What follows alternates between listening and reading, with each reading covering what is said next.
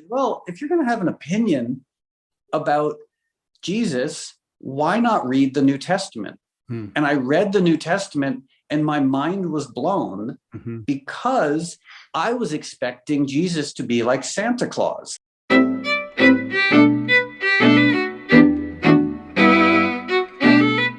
And you are at home, I see, in California. That's correct, yeah. Yeah, and I'm sitting here with my, this is my co-producer here. This is Zip. Say hi to Moby. Hi. Yeah. What's his or her name? This is Zip, like Z-I-P.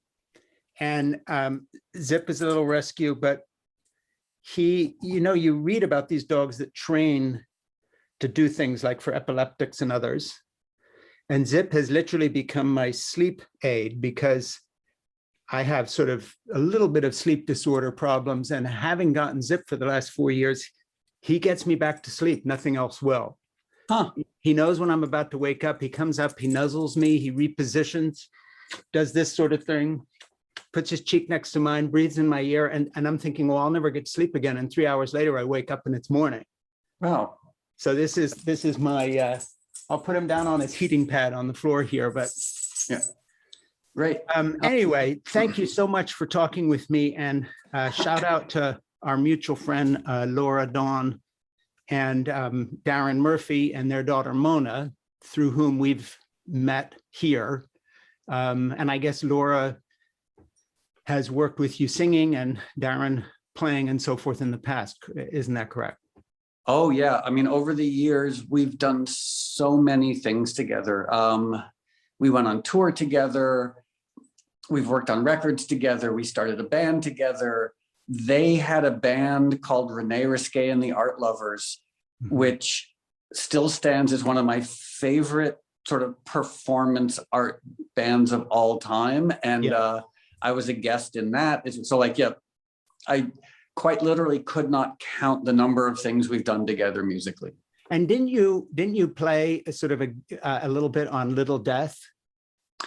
Yeah, the Little Death was a band that the three of us started together with our friend Aaron and a whole bunch of other people. We we got involved. Yeah, I play that CD. I'm always, I'm not a big music aficionado, but I can't be the only person who thinks that Laura sounds as if she's sort of a Janis Joplin relative somewhere back there, because her voice is just stunningly good, I think.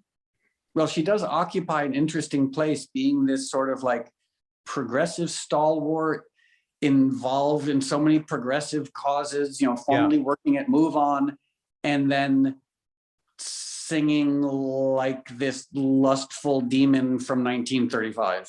Yeah, and it's funny because, of course, my granddaughter, Nora, and Mona have become best friends. Her daughter, Mona, who's now just turned 8, and my little Nora, who's 7, they play in my garden all the time. And, when you see Mona and Laura together, and then you go listen to Little Death and hear that voice, it's hard to put the two together in the sense that you're picturing Janis Joplin, and then here's this wonderful mother with her daughter. It's a little, different. I mean, it makes a little bit more sense to me because Laura and I first met 25 years ago.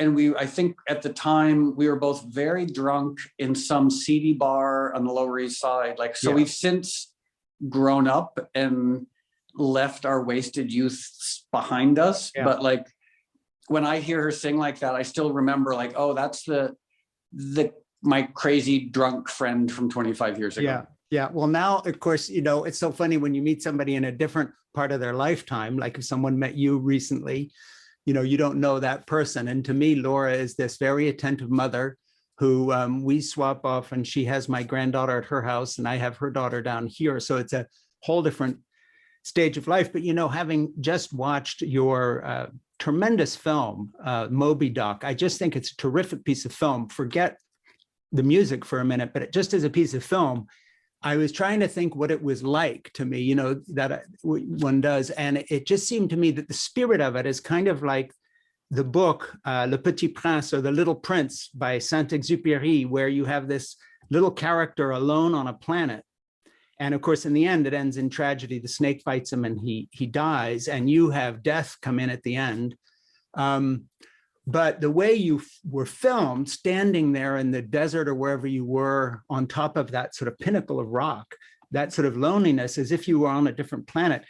You know, after I watched it, I was just saying, it's a tremendously moving piece of work, irrespective of the musical tie-in, as a kind of a piece of philosophy on love and death and the arc of a journey and everything that you've learned in life. I'm fascinated about how that came about, how you decided to make that. Well, the funny thing is, well, I think this is kind of funny, is it actually started out as a very conventional, sort of traditional music biopic.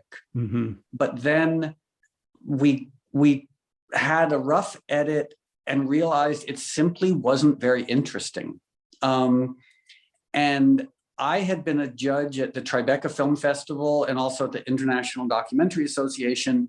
So I've watched way too many music documentaries. Mm-hmm. So after we realized that a conventional biopic was just sort of a waste of time, a very self-indulgent waste of time, yeah. Rob, the director, and I thought, well, okay, we've cast out the conventional part. Let's just try and make something experimental, make something honest, make something idiosyncratic.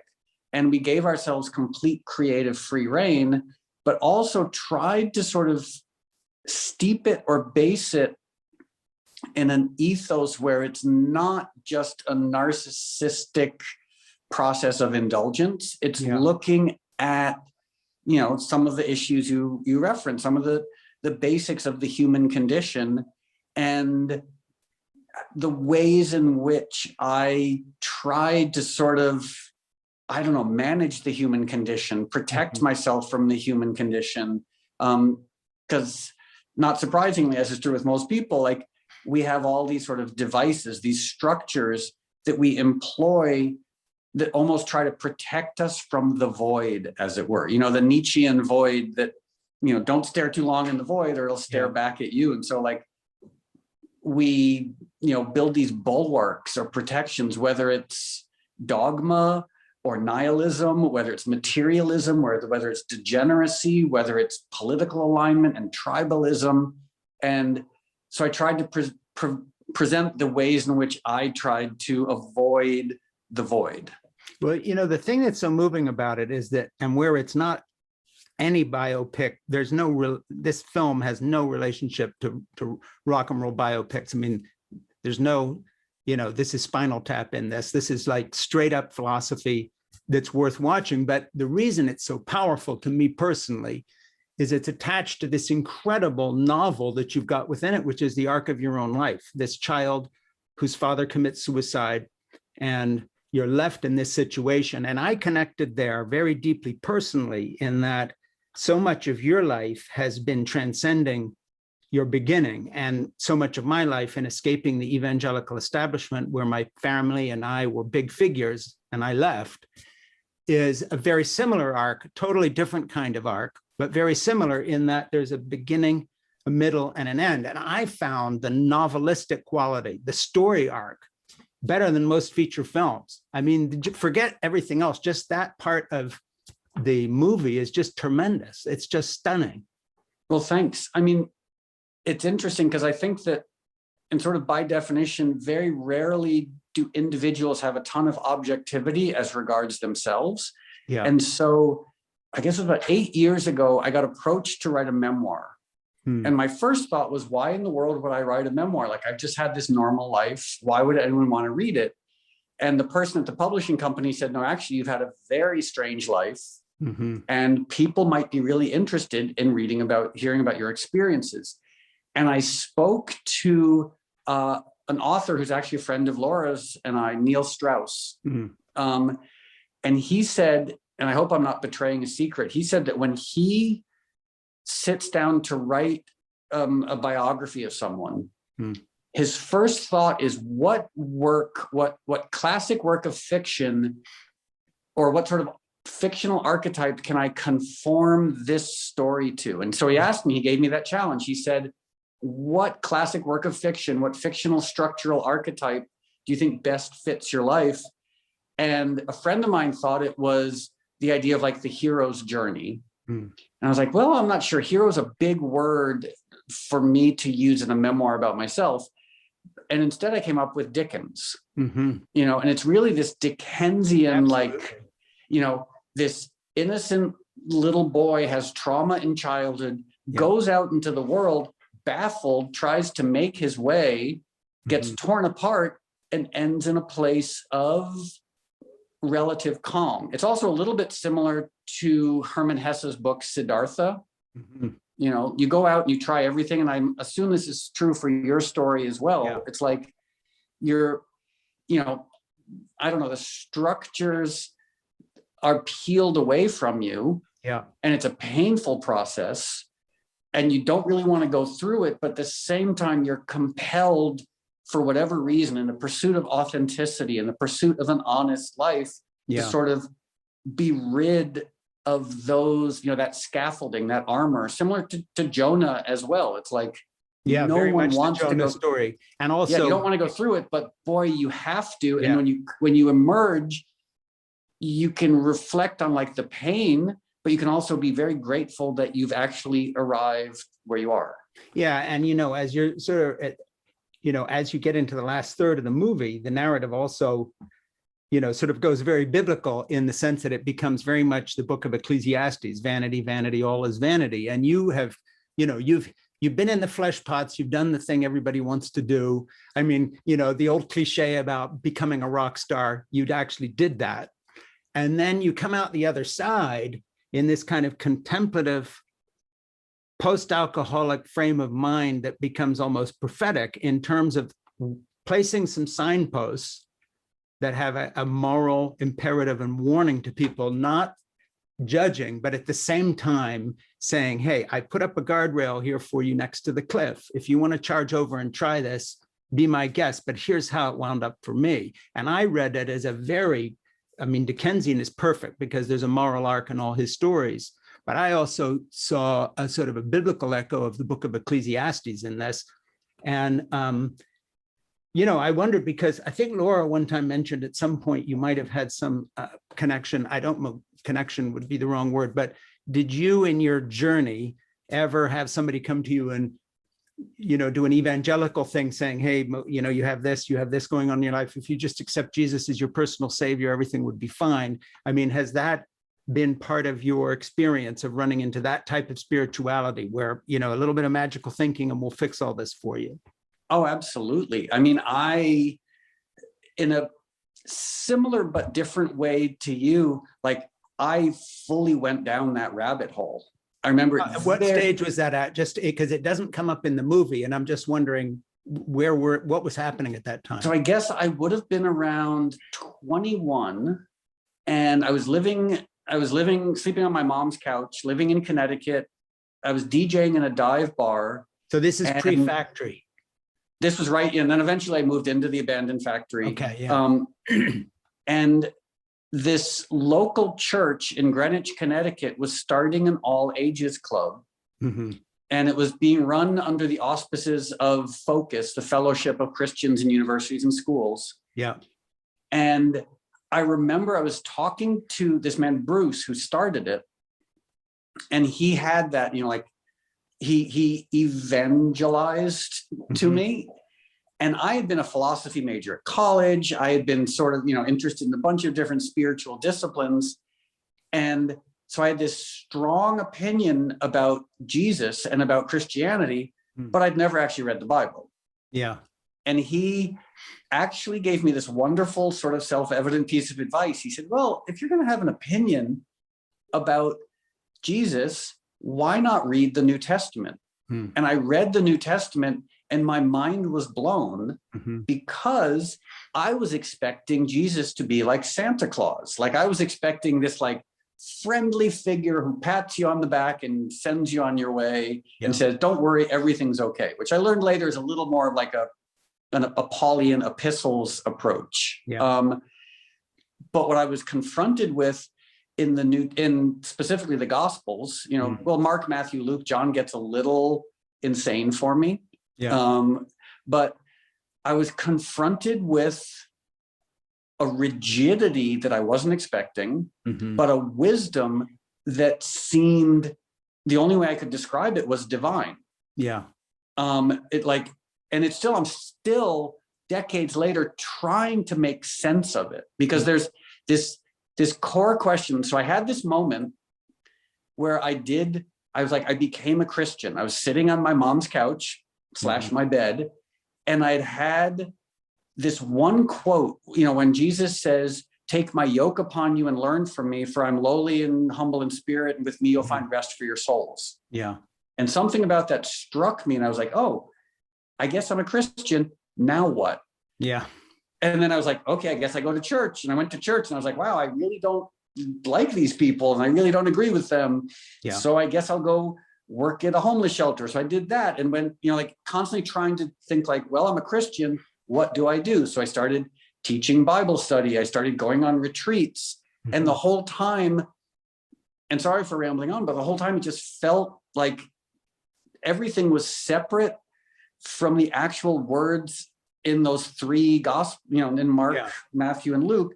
I was like, have they not read these books? And then oddly enough, I had a pretty heated argument with a theologian, or I guess an aspiring theologian.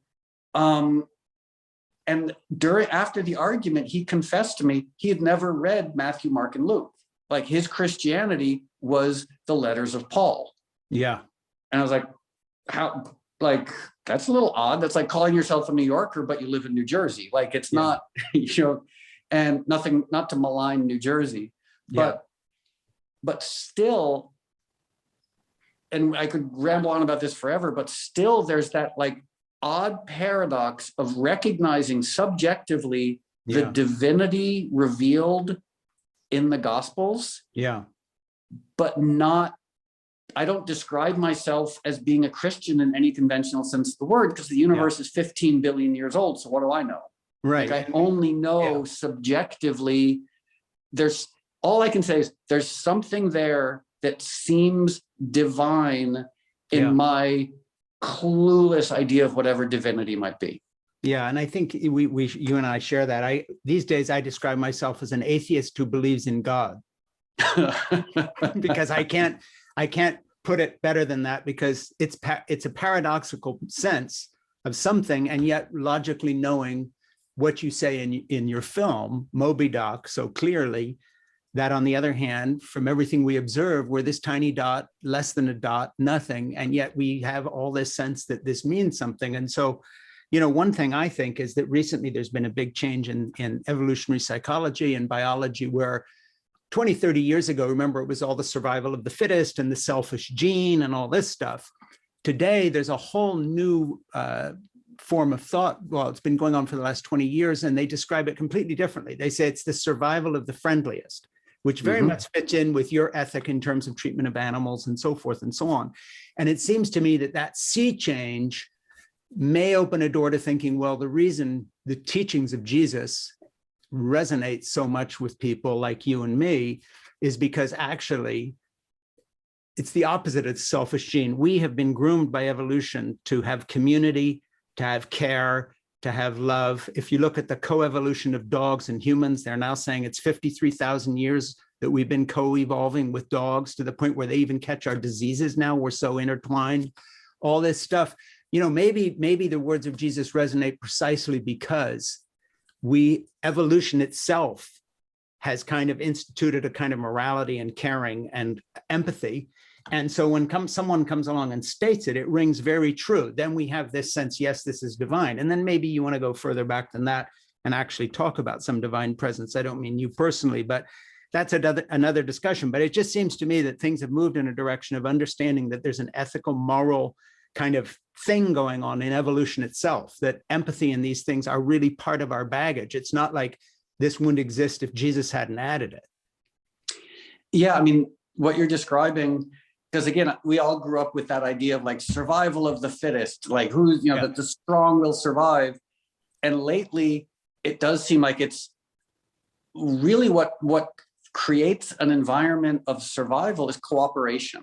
Yeah. Like you look at a forest where like everything in a forest is connected by the mycelium network, by, like trees looking out for one another. Yeah. So it is really, you're absolutely right. It's a sea change, and it sort of ties into when I was teaching Bible study in my own dilettantish way. One thing I thought was fascinating was I had this idea that what Jesus was talking about was and it almost goes back to, what's his name? Oh, the alchemist who, nuts. I can't remember his name. He was an Italian monk 600-700 years ago. Yeah.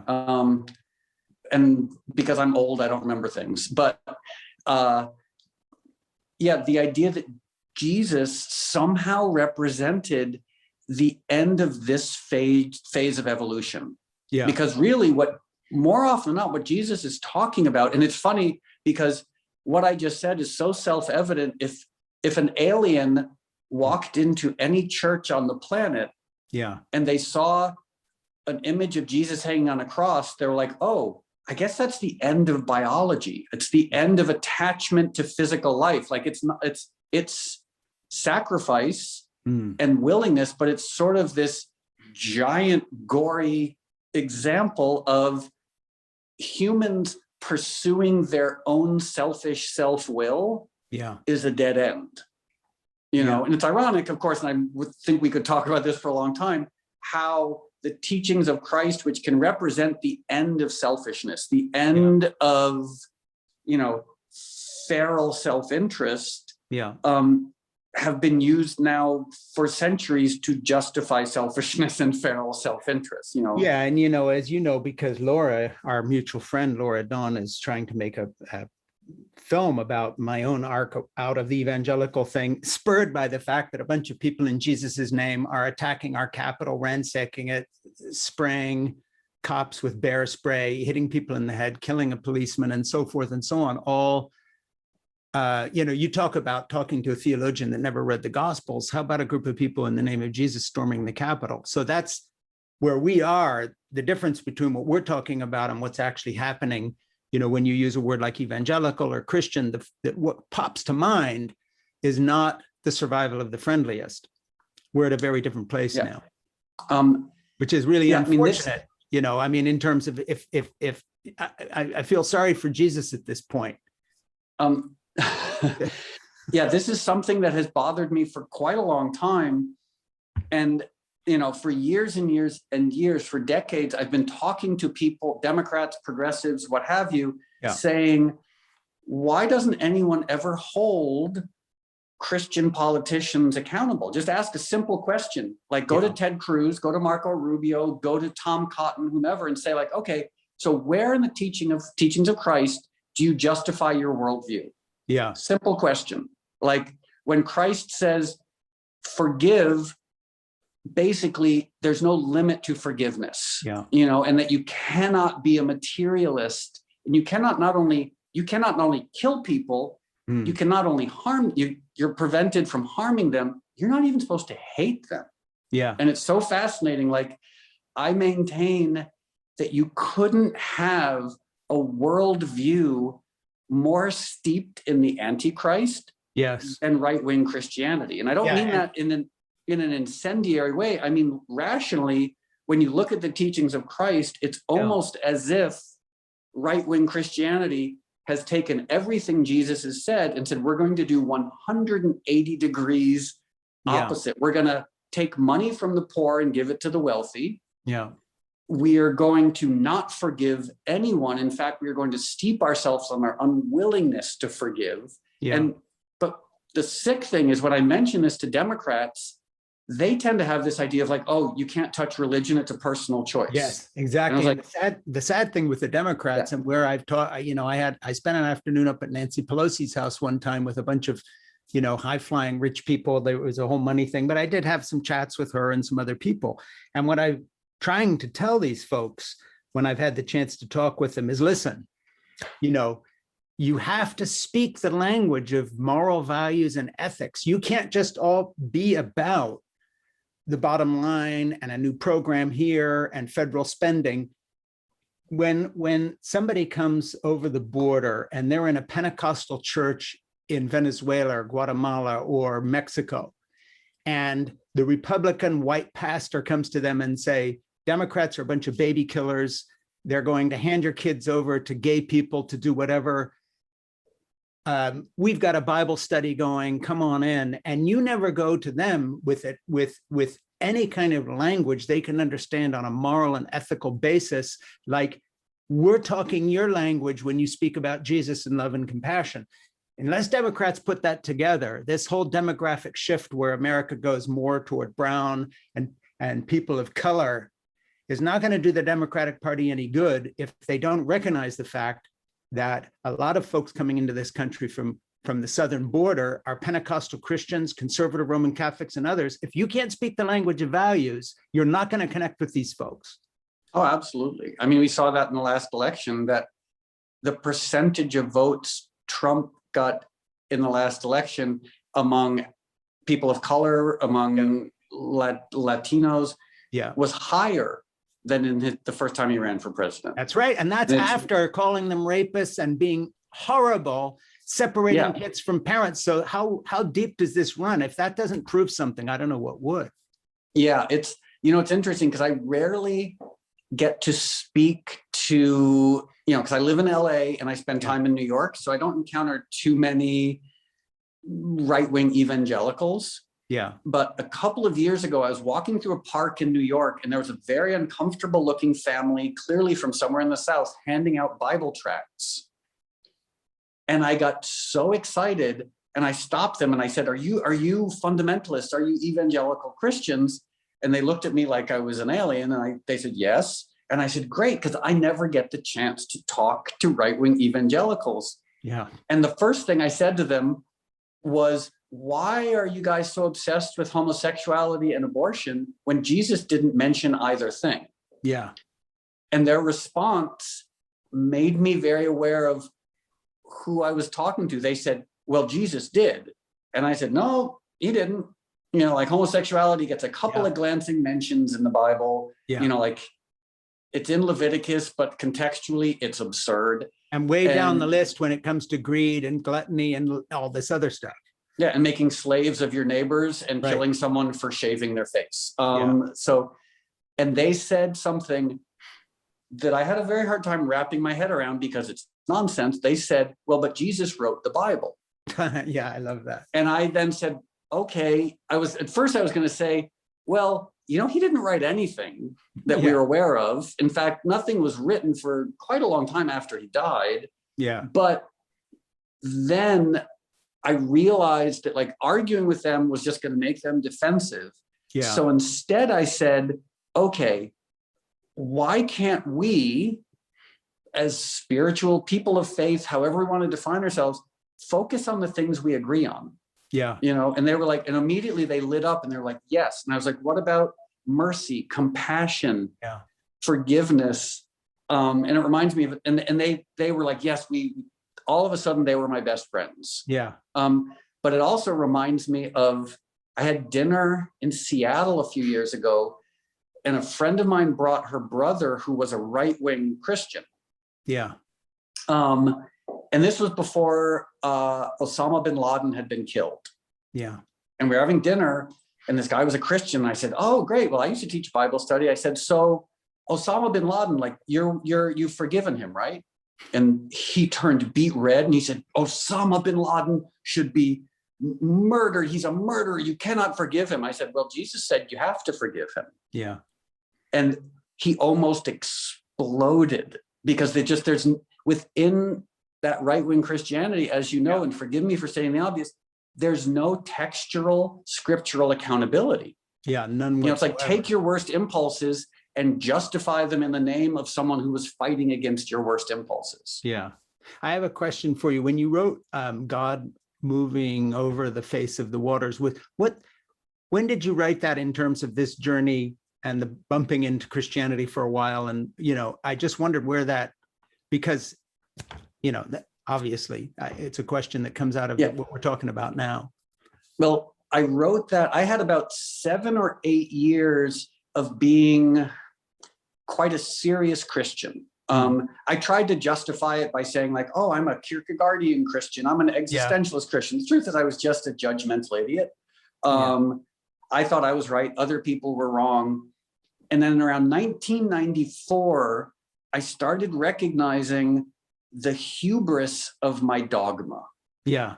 You know, recognizing that in the universe, it's 15 billion years old. Like, I don't know anything about myself.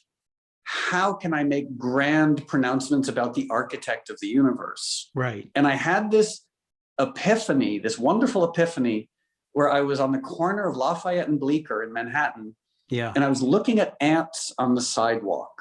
Mm-hmm. And all of a sudden I realized like, these ants are comprised of cells that I can't see and I don't understand. Like, I don't know the functioning of one cell in an ant's optic nerve. Yeah. And I was like, and there's a complexity in that one cell that is 1 trillion times beyond my understanding. And I was like, so who am I to say who or what God is or isn't? Yeah. And that was right around the time that God Moving Over the Face of the Waters was written. Yeah. Obviously there's a sort of narrative anthropomorphizing. Do you remember what year that was? 94. So but by 95, it had been picked up as a song that appears in Heat. Yeah. So I'm just trying to making sure I'm getting the framework right. Yeah. So it was 94, and it was then, and it was around this time that I landed in this place of, and it sounds like you've been in a similar place for a while of, it's a comfortable lack of reconciliation. Yeah. We're like, how can I have a fascination with quantum mechanics and cellular biology, but also love the teachings of Christ, and have reverence for Sufism and Taoism and a lot of Buddhist teachings. And, you know, it's like, it's this, and boy, oh boy, nothing irritates my old Christian friends more than having that conversation. Well, you know, something, you know, for folks who listen to this and see this, I would just say, because I know two of Moby's old friends really well, Laura and Darren, and have been introduced to you through them, I have to tell folks that to know someone you've been close to is to know somebody who speaks quite often about your kindness. And so, you know, to people who are listening to this and think that this is just some theoretical discussion and what's he really like, I actually have a little window into that, even though this is the first time Moby and I have met in person, because I know people to whom Moby has been extraordinarily kind and decent over the years as someone who has worked with them, that they've worked for. And that speaks very well of you as a human being and makes me look at what you're proposing in your movie, which I think, by the way, is a very important film. People really need to see this because it's so opposite to the kind of strutting, grandstanding, you know, that you see portrayed usually from the business you're in. So I'm not going to ask you to answer that because that's embarrassing in a way to say something like that. But I want to just make a personal note and say God Moving Over the Face of the Waters and New Dawn were the first things that I heard of yours where I wanted to chase down and find out who you were. I remember you told Bill Maher once, he was asking you if you were keeping up with the kids' music, and you said to him, I think when I finally got Spotify, my playlist within 6 months would have been the same one I had in high school. Because you don't, I mean, I think the last rock and roll album I bought, you know, maybe it was Sticky Fingers or something. I mean, I'm 60s, okay? I ran away from a British boarding school, and the only thing I took with me was Sgt. Pepper's that I'd bought the week before. You know how that is. So I'm that generation. When I watched that movie, Heat, because I'm also a failed movie maker. I've made 4 mediocre to awful feature films in Hollywood after I left the evangelical fold to earn money. And I didn't wake up with poop all over me, but I did steal, I did regularly shoplift from Ralph's Grocery, from the little room I was living in, trying to make money because I had nothing to send back to my wife and kids, having abandoned the big bucks of the evangelical world. And I wanted them to keep what we had, but that's parenthetically. But anyway, when I heard those tracks, I wondered why these 2 pieces of music were so fantastic in the film. And that's when I started to figure out who you were. So I came at it completely ass backwards. But having run all that down, when I listen to the quality of the Reprise album, which is your new album, for anybody who's watching who doesn't know, you must get it.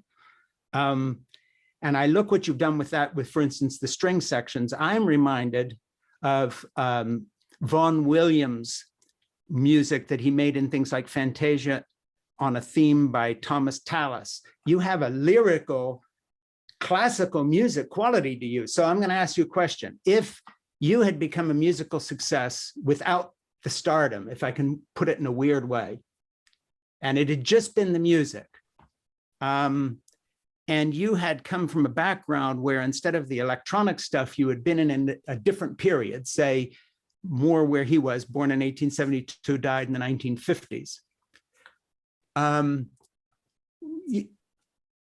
I see you more like Vaughan Williams than a rock star. I don't know how to put it differently than that. In other words, I listen to what you're doing now, and to me, that's the real Moby.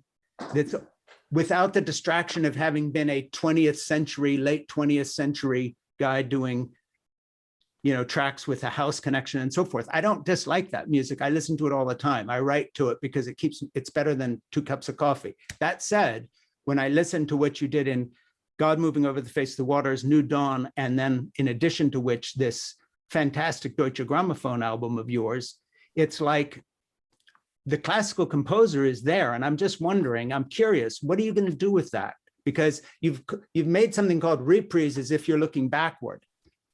But I think actually there's a classical composer there. And I'm wondering what you think about that. And I am not a big music anything. I'm just asking as a regular guy who listens to your stuff and likes it. Well, it's funny, when I was very young, I actually studied music theory. And when I was 10 years old, 11 years old, I was sort of being groomed to be a virtuoso classical guitarist. Yeah. And then I was 13 and I heard punk rock for the first time and tried to forget everything I knew about music theory. But I've always loved, I mean, I still to this day listen to a lot of classical music. I tend to listen to very almost embarrassingly melodic classical music. So I love Rafe Vaughan Williams. But one of the most interesting things about Rafe Vaughan Williams is apparently his ethos was one of sort of like populist generosity, you know, because a lot of like the milieu that he came from was, you know, becoming people like Schoenberg, Stravinsky, who were becoming very anti-populist, whereas Rafe Vaughan Williams would take themes from folk songs and develop orchestras around, you know, symphonies around that. Which is why I like him, because he doesn't bring any of that highbrow university screwed with musical chops of where we're all going atonal, 12-tone road, post Schoenberg. That's why I like Vaughan Williams, because to me, he's the last classical composer of the big names. Yeah, I mean, the generosity is something that I find inspiring in him. But even like going back to like, I think of like Haydn, what's it called? The Saraband. There's a lot of very simple classical music and simple classical score that I found really empowering. Yeah. Because my assumption when I started working on this album was, or when I started performing with orchestras, I was like, wow, I have to apologize to everyone because my approach to orchestration and arrangement is very basic, you know. Well, and it's keyboard related because you're doing, you know, back then, whereas now you got the whole string section standing behind you on the stage. Yeah, and but I've learned, thanks the conductor here with the LA Phil, Gustavo Dudamel, he made me feel better about my approach to arrangement. Yeah, and because I assumed that the fact that, you know, I love Vaughan Williams and I love more melodic classical music, I assume that's embarrassing. Yeah. But apparently a lot of people in the classical world, maybe they're just being nice to me, but they're encouraging. And so they should be, because the thing is, you know, you have to understand, I mean, I'm not telling you anything, but maybe to people watching, you got to understand that the atonal music with John Cage and all these other people with his, whatever it was, 3.5 minutes of silence being the kind of end of the road, because where do you go from there, is an utter failure, in the sense it's not the music anybody actually wants to hear off of a university campus.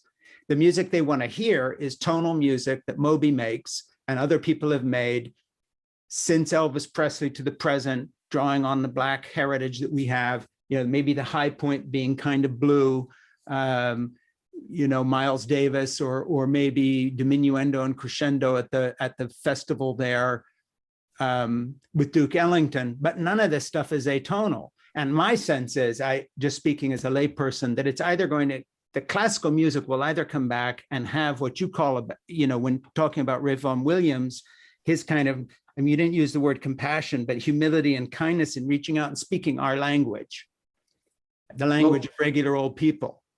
Ultimately, people vote, like regarding music, people vote with their ears, and if music doesn't have an emotional utility, if music doesn't serve an emotional role in people's lives, even if they pretend to appreciate the academic underpinnings of it, they're not going to listen to it. I'm happy to talk about a lot of that 12-tonal, atonal music, Stockhausen, et cetera, from a sort of academic perspective. And I will say, they're fascinating, and this is probably of interest to no one except for me, but they're fascinating atonal dissonant elements and music concrete elements that I use all the time, but in service of an emotional reaction. Like if we were just talking music theory, there's no better way to create well-earned emotional catharsis in music than by resolving dissonance. Create unpleasant dissonance. And sort of like Debussy and Ravel, and they were the sort of progenitors of that, of allowing, dissonance to be a part of melodic work. And in that sense, it serves in exactly the same way that you see painting fall totally out of fashion after American Expressionism, abstract Expressionism. And then, my friend goes to RISD and she loves to draw. And the one thing they're not doing at Rhode Island School of Design is drawing. So she rebels. I'm going to be interviewing her here. Sadie Valerie rebels, and she becomes one of America's great premier neorealist painters, doing these incredible realistic paintings of wax paper, modern subject matter, but done in a style which is completely, somebody from the 16th century in Italy would have honored it. So there's a sort of a circle coming, and I think you're very much part of that. And if you step off from where you're at now and start making music with someone like my friend Camila Tilling, who's a fantastic lyric soprano who does a lot of Mahler and other things, I think, God willing, you live long, there's probably a classical composer emerging from you that this album is going to look like a transition to. Now, I could just be talking through just this bullshit, trying to impress a famous rock star, but I really believe that. Well, my approach to music has always been non-genre specific, because when I was very young, again, I studied music theory, and I was sort of told by my music teacher that the only music that had validity or legitimacy was complicated music, whether it was complicated jazz or complicated classical music. And then I discovered Neil Young, I discovered old punk rock, I discovered old blues, and I realized, simplicity can be so much more impactful than complexity. Sometimes complexity is phenomenal. If you listen to Rhapsody in Blue from start to finish, it's incredibly complicated and wonderful, but complexity for the sake of complexity is just academic and pointless. Yeah, and I don't think that the academic aspect of either painting or music theory has actually helped art, if you want to put it in the broadest terms. And because I think one of the things, if I had to describe your work and why I like it so much and why I think this new album of yours, Reprise, is so fantastic, and the album should be seen in the light of your movie, by the way. Listen to the album, watch the movie, Moby doc, and then listen to the album again, because it's a very moving experience. I just find it emotionally satisfying and spiritual. But to me, if I had to describe you, I would say, here's what Mobys Work represents to Frank Schaeffer. You are an artist who has declared through your work, all phases, that you believe in one thing, and that is the intrinsic value of beauty. And that, to me, is the bottom line of your work, the intrinsic value of beauty. You do not need to argue over it, make it complicated. It is simply there, and you either take it or leave it. And you believe it has intrinsic value, or you think you have to put a price on it and explain it, and so forth and so on. And I just think your work is a declaration of the reality of the intrinsic value of beauty. To me, that would be the tribute that I would try to make for you if someone said, what's that work about? Well, thank you very much. The semantic, the linguist in me would argue, not argue, but would question the word value. Yeah. And what I mean by that is, like when I was a philosophy major at college, even now, like one of the underpinnings of the last few thousand years of thought has been our separation from objective reality. Right. From objective existence. The fact that on an ontological level, we kind of know nothing. Yeah. It was sort of best described to me. I had a professor, a philosophy professor, Dr. Fink, and he had this great sense of humor. And he said, if we're standing in the road and there's a bus hurtling towards us, he said, I can deconstruct that bus and I can prove to you that the bus does not exist and that there has never been a bus. The idea of a bus is a construct. And he said, but I'm still going to get out of the way of the bus. Yeah, and he'll still get hit if it comes along. And so what I would say is, what if it were, and I'm sorry for parsing your lovely compliment, but I would say what I see is the intrinsic love of beauty. Yeah. Because I don't know, when I look at myself, I look at the world around me, I look at anything, I think that an understanding of meaning and significance is simply denied us while we're in the human form. Yeah. We can have a subjective, naive idea of what might have meaning, of what might have significance. And beauty to me is almost a celebration of that lack of objective understanding. It's saying and as you bring out in your film, beauty is, I don't mean anything sentimental by that, because you find beauty in death. You find beauty in death being this mercy to the suffering animal kingdom tortured by us. I think usually the word beauty is equated with pretty, but the thing is, some of your most beautiful music is not pretty. It has an edge to it, and it has a sorrow to it. To me, I guess you'd have to redefine the word, carefully define the word beauty. And when I talk about value, intrinsic value or worth, maybe worth is better than value, I'm talking about the fact that it's one of those things like love that falls into a category where it's inarguable. And if you do start to try to break it into little neat categories, it all comes apart in your hands. You just have to either accept it or not accept it. Like, my little dog Zip that I talked to you about earlier, who's asleep down here, when he crawls up and puts his cheek next to my face at night and I can't sleep with the weight of a lot of shit on my mind, things I regret in terms of the whole evangelical movement and so forth, there's nothing to argue with. He's sensed that I have a need and he's responding to it. Now, I don't know how that works because I never asked him to or trained him, but he does it. Now, to me, that's the worth of beauty. That's a beautiful experience. Yeah. I would also say that, one thing that's fascinated me, and this pertains to Zip. I'll get him here. Is talking about Zip.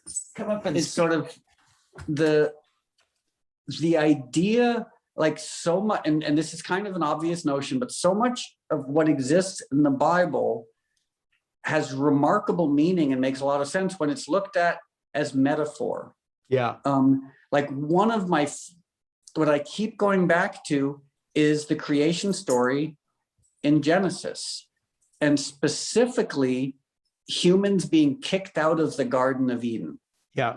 This is, I'm a little bit too obsessed with this idea because as metaphor, what's being said there is so relevant to everything we're dealing with today. From my perspective, the meaning is there's something about us, something about humans, where we are separate from the divine. We are separated from grace. Yeah. We are separated from objective awareness. But the rest of the universe isn't. So Zip and trees and bugs and everything else in the universe is somehow living in a state of connection to grace, but we aren't. And you think like, and again, maybe it's metaphor, maybe it really happened, but Jesus coming and saying like, to heal that separation. Yeah. And then of course, what do we do to the emissary of the divine whose only job is to heal the separation between humans and the divine? Yeah. We crucify him, the worst way to die ever. And but living in that state of separation. So when I think of Zip, to me, it's like, he's an emissary of the divine. He's a representation of the divine, that sort of the selflessness, the healing, the kindness, like the kindness. That to me is, the divinity of healing, the divinity of sustainable systems. I'm looking out my window. I know you can't see it, but I'm looking at like the forest outside my window, and I'm like, left to its own devices, it looks after itself flawlessly and intricately in ways that we can't conceive. And my understanding of divinity is so much more informed by that, by Zip.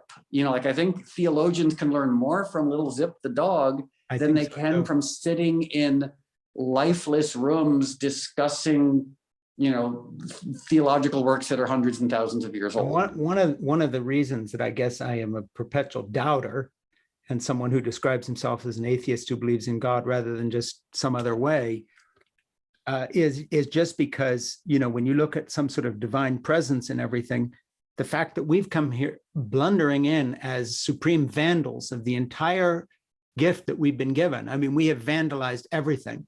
Everything we have touched either has turned dust or destruction, or we've killed it. And this continues. And you don't even have to go to the big issues of planetary extinctions and all the rest of it, just all the little cruelties. I find that really hard. And I've got to tell you, that for me, in terms of what puts real sorrow and heaviness, and I find that so much in your movie too. And incidentally, I would like to know what death told you, because I want that piece of information. But I'm serious about the cruelty, the cruelty that we've all encounter and we see and we are part of, because you can't escape it. Even if you become a more decent version of yourself, you're still it's sort of, I mean, I don't understand how to resolve that. Well, whether it's cruelty or destruction, I mean, well, okay, one thing that hopefully is not too random or tangential to that, but I think it's relevant, is when I moved to LA, I started doing my own landscaping. Yeah. And a huge part of landscaping for me, because most landscapers, they're told to clean up nature. Yeah. To cut the grass, to sweep the leaves, to do whatever. Yeah. And my approach is, when a tree drops its leaves, I push the leaves back under the tree, because that's clearly what nature intended. Yeah. And it's given me a sense of like, because those leaves are dead, those leaves are decaying, they're rotting. Bugs are crawling over them, but without that, the tree would die. Yeah. And it's just given me sort of like a connection to the systems. And for the systems to exist, there has to be death. There has to be decay. Things have to rot. And sometimes there has to be what appears to us as violence. Yeah. Sometimes it's just, which is not to justify violence. And certainly what doesn't enter the picture is cruelty. And the one thing I wanted to say to that is, as a vegan, as an animal rights activist, I spend time going to vigils for pigs, cows, chickens who are going to be killed. Yeah. I go to slaughterhouses with other vegans, and we wait outside and we try to give water to pigs before they're slaughtered. And there's something so powerful. I mean, because on one hand, it's pointless. We show up, we pay, have vigil for pigs who are about to be killed, and then the pigs are killed. We don't try to stop them, because that would be illegal. So we're not allowed to do that. Yeah. But the most fascinating thing, to my earlier point of humans being separated from the divine, is when you look in the eyes of an animal who's being brutalized by humans, or who's being about to be killed by humans, you see fear. But what you see most of all is confusion. Yeah. Because like, they understand death. They accept death. What they don't understand is brutality. Yeah. They don't understand cruelty because it doesn't, apart from cats, it doesn't exist in the natural world. Like there's death. And if you watch, sorry for rambling on, but if you watch, I'll watch nature programs and I'll see a goat being attacked by a mountain lion. The goat clearly is not happy about being attacked by the mountain lion, but it doesn't look confused the way that animals look when they're being brutalized by humans. Yeah, because here you have this cognitive creature that obviously has his shit together and he's choosing to do something awful to you. It's a whole different deal. Yeah, like just that look of, so I would say even for non-vegans, non-animal rights people, if you can ever bear witness to animals being brutalized or being killed by humans, you can't help but be changed by it. Yeah, it's a terrifying thing. And one question for you before we end this wonderful discussion, and that is just to go back to what we were talking about music being made without the burden of stardom. You know, you've done sort of both, and obviously you need a public, so you need to do public things. I'm wondering how that would have changed your life, or whether it would have followed a similar arc. If you had found a way to be where you are right now and making the music without going through the whole, rock star binge, which came, I guess, after your Christian experience or during or as part of, would that have changed the music? Would that have changed the arc of your life? Is that something you would have preferred to do? Or are you glad you went through the experience, this kind of novelistic Dickensian journey? Because without that, you wouldn't have learned all the stuff you've learned. Yeah, well, it's a fascinating question. There's the messy dialectic between art and I hate the word commerce, but we'll call it like art and the public. So of course there's a part of me that loves making music that no one will ever hear. Yeah. And there's a part of me that loves making music that is not in any way informed by or influenced by that dialectic. Yeah. Like the fact that it's being released and there's an audience for it. But at the same time, I have friends who are artists, musicians, writers who don't allow themselves to be affected by that dialectic. Yeah, yeah. And they tend to make really self-indulgent, not very interesting art. Yes, that's right. You've got to rub up against something besides yourself. Even if you're doing it for the wrong motives, it's still good for you in a way, isn't it? Yeah, so like finding the balance, but the people who successfully find the balance are the Rafe Vaughan Williams, they are the WCs. They are the John Cheevers, they are the Steven Spielbergs. I'm not in any way trying to put myself in that camp. I'm saying that I am more impressed by the people who almost live according to like one of my favorite Jesus quotes, which is, be as innocent as doves and as wise as foxes. And what makes that quote so wonderful is there's not an or in there. It doesn't say be as innocent as doves or as wise as foxes. Jesus is saying, do both at the same time in equal measure. And guess what? It's hard and it's messy and it leads to mistakes and compromise, but it's the only way to actually ultimately try and produce something, to use your word, that might have meaning or value.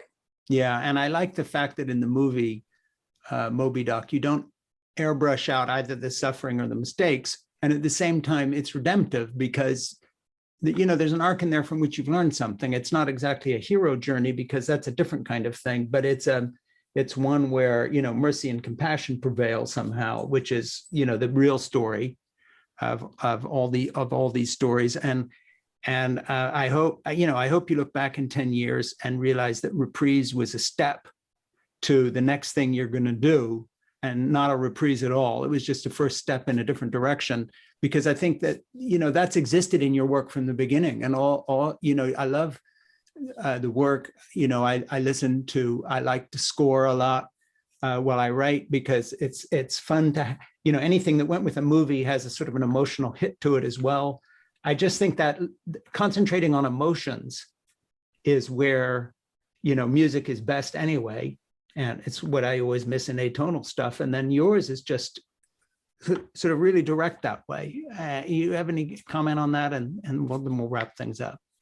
Yeah, I mean, it makes me think a little bit of about 20 years ago, I started working with this organization called the Institute for Music and Neurologic Function. And it was started by Oliver Sacks, the movie Awakenings. Sure, no, I know, yeah. So, and what Oliver Sacks and his partner in the Institute, Dr. Connie Tomeno, have done is to actually look at music as a healing modality, to use fMRIs, PET scans, you know, blood work to actually show that music promotes neurogenesis. It decreases stress hormones. And I started working with them, and I found that the work they're doing to be so fascinating, but it also gave me the most self-evident, wonderful epiphany or realization, which is, as we both know, and anyone listening or watching knows, music can make you cry. It can make us dance. It can make people have sex. It can make 100,000 people jump up and down in unison in a stadium. It can make people cut their hair, get tattoos, move across the world. Yeah. And music, in a corporeal sense, has never once actually existed. Yeah. You know, music is air molecules moving a little differently. Yeah. And there's something so phenomenally, inherently, by definition, spiritual, that moving air molecules can make people weep and dance. Yeah. And it was only by working with Oliver Sacks that I was sort of able to become aware of that idea and the fascinating, like, almost non-corporeal alchemy of it, of moving air molecules and changing and giving people some of the most profound emotional experiences of their life. Not my music necessarily, but just the institution of music in general. Well, your music does, and amongst others, but I think you've really hit on something there. It's a great place to wrap this up, because you were talking about the whole idea of quantum theory and all the rest of it. I mean, if this isn't it, I don't know what would be. And that is that emotions are triggered by the physical world, and then the emotion themselves is indescribable outside of a spiritual context. Yeah. That's why, you know, easy, you know, absolutist atheism, easy absolutist agnosticism, all these labels, I kind of reject in favor of an ongoing paradox. But I don't know, the way I kind of think of it is, you know, we are biological machines, all right, but we happen to look out at the world with mighty spiritual eyes. Go, you know, go figure. I mean, that's the bottom line. It reminds me, and I do it, unfortunately, because I would love to talk for hours and hours and hours. Yeah, but you've got to go too. Before speaking to you, I was actually doing a Russian TV show. Yeah. And the journalist I was speaking to on this Russian TV show was very literary, very philosophical. And he was asking me about my favorite Russian writers. And of course, I focused on The Idiot and Prince Mishkin. Yeah.